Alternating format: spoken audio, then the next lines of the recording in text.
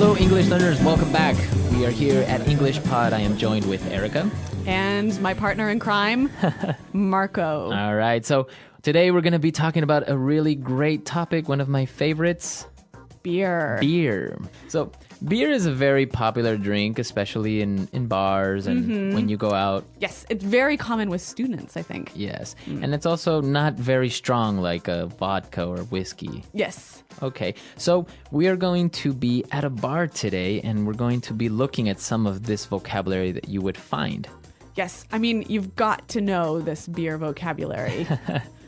Okay, so let's listen to our dialogue for the first time and then we'll come back and look at these words.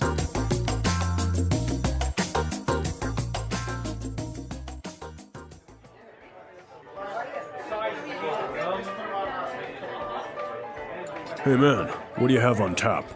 Heineken and Budweiser. We have a 2-for-1 happy hour special. Cool.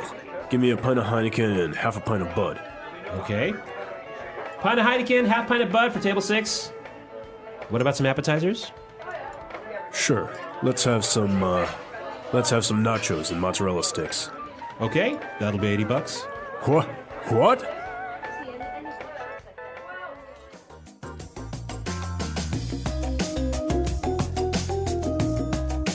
Well, it's pretty expensive for 2 beers and some food. Yes. Well, it happens sometimes you go to these very exclusive bars and they charge you like if it was gold. I mean, that's crazy. Well, let's take a look at some of these great words that we saw in Language Takeaway. Language takeaway. Our first word is on tap. On tap. On tap. So he asked, what do you have on tap? Now, this is a strange sentence. What exactly does it mean?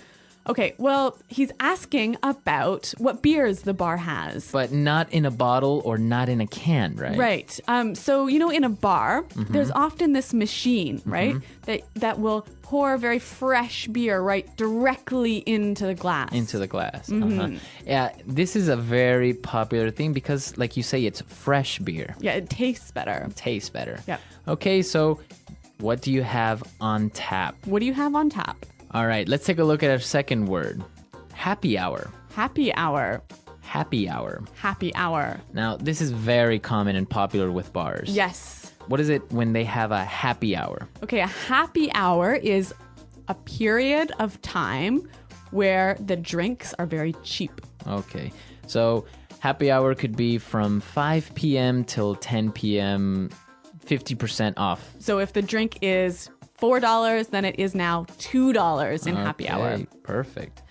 And this brings us to our third word, a special. A special. A special. A special. So this is a noun, and what does it mean when a restaurant or a bar has a special? It's like they're having a sale. A sale. So things are cheaper.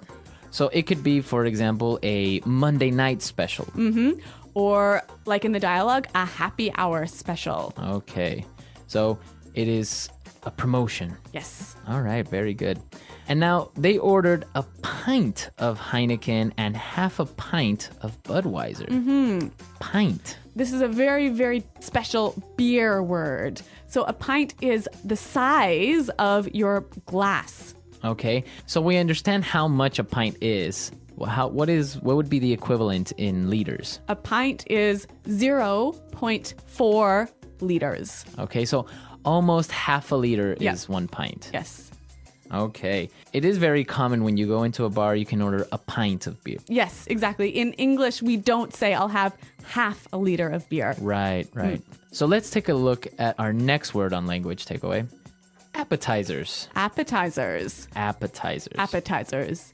Okay, so what is an appetizer? Well, it is food you eat before your dinner or before your lunch. Okay, so it's usually maybe like a salad. Or a soup or something small that you can eat right before your big meal. Okay, so some common appetizers at a bar, and we saw them in our dialogue. Nachos and mozzarella sticks. Nachos.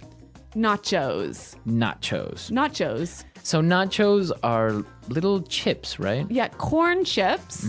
And it has cheese and maybe some tomatoes and maybe some beans. Uh-huh. Okay, so those are nachos. They're very common in the United States. Yes, yeah. And what about mozzarella sticks? Mozzarella sticks, a travesty on the world and humanity and everyone's arteries. Well, mozzarella is a cheese, right? Mm-hmm. Mozzarella cheese. And this cheese is, what is it? How is it prepared? You put it in some breadcrumbs and then you fry it in oil. You deep fry it. Uh-huh. And you don't like this? No, this is terrible. Why? They're so good. Oh my God. Because then you can dip it in a little sauce and it's delicious. Marco, there are so many reasons why this is wrong. All right, well, mozzarella sticks, a very popular bar food. All right, well, why don't we listen to the dialogue again, and we'll be able to hear these words in context at a slower speed.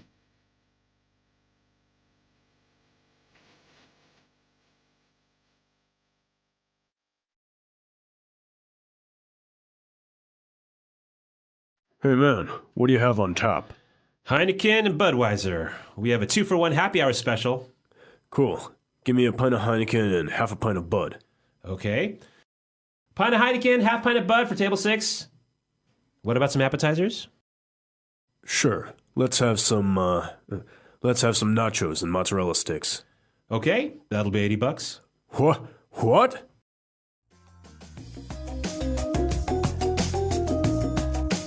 Okay, so we saw some really good vocabulary words there, and now let's take a look at putting it together.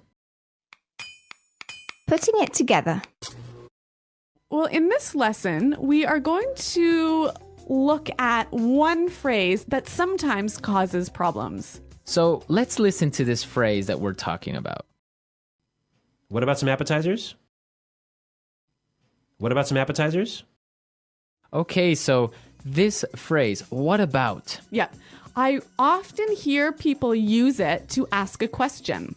So a common mistake is asking, what about your weekend? What about your new job? Now, this is incorrect, right? You cannot use the phrase what about to ask a question about information. So it cannot ask for information. Okay, because in our dialogue, the bartender said, and what about some appetizers? Right, because he is making a suggestion. Right, so he's saying, well, why don't you have some food? Yes, the phrase what about can be used to make a suggestion. Okay, so I can say, what about going to the movies? You know what? Let's hear a few more examples of this because I think it's really useful. Example 1. What about these dirty clothes? You said you would wash them days ago. Example 2. What about going to the mall instead? I'm tired of going to the movies. Example 3. What about a pizza instead of noodles? All right, so really good examples, and the same thing we can apply to how about. Exactly. So again, how about cannot ask for information. Okay. So you can't say how about your boss. All right, Yep. perfect. Okay, so let's listen to this dialogue one last time, and then we'll come back and talk a little bit more about bars and beers.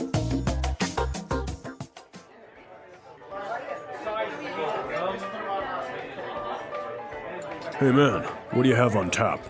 Heineken and Budweiser. We have a 2-for-1 happy hour special. Cool. Give me a pint of Heineken and half a pint of Bud. Okay. Pint of Heineken, half pint of Bud for table 6. What about some appetizers? Sure. Let's have some nachos and mozzarella sticks. Okay, that'll be $80. What? What?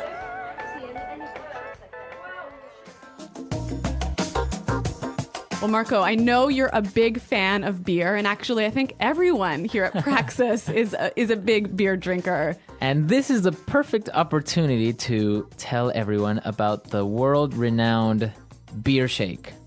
Oh my God! Okay, Marco. All right, so everyone that listens to this recipe is a non-believer. They say that it is not possible for it to taste good. Okay. But here's the recipe. You take a liter of beer, or maybe half a liter, So a pint. a pint or a pint and a half, and you put it in the blender. Okay. All right. Now you take 2 eggs. Uh-huh. Okay, not cooked, not boiled, anything. You take 2 eggs and put them in the blender. It could be 1 or 2. Okay. And then you take about half a cup of sugar, put it in the blender, What? and you mix all that together and you get this really good, foamy, delicious beer shake. So a beer milkshake. Well, it has no milk, Okay. but it's actually really good. I've prepared it for some people. They're like, no, that's not possible. It can't taste good. And in the end, they're like, wow, this is actually pretty good. So did you invent this recipe? It's actually really common in Ecuador, in Peru. I've even seen it in Chile, usually with a dark beer, Okay. right? So like a Guinness or... it could be a Guinness or, yeah, if it's that, a dark beer is a little bit sweeter, Yeah. so you wouldn't add so much sugar. But if you have another beer like a lager or a stout, you could still do it, but just add a little bit more sugar because that beer is a little bit more bitter. Okay. Well, I am not going to try this recipe, but maybe you guys are. You should try it out and let me know how it works. Yeah, you can tell us all about it on our website, englishpod.com. Yeah, and we're definitely there to answer all your questions, and I'll be posting the recipe as well on the website. All right. Well, we're out of time for today, but thanks for listening. And until next time, Bye. bye.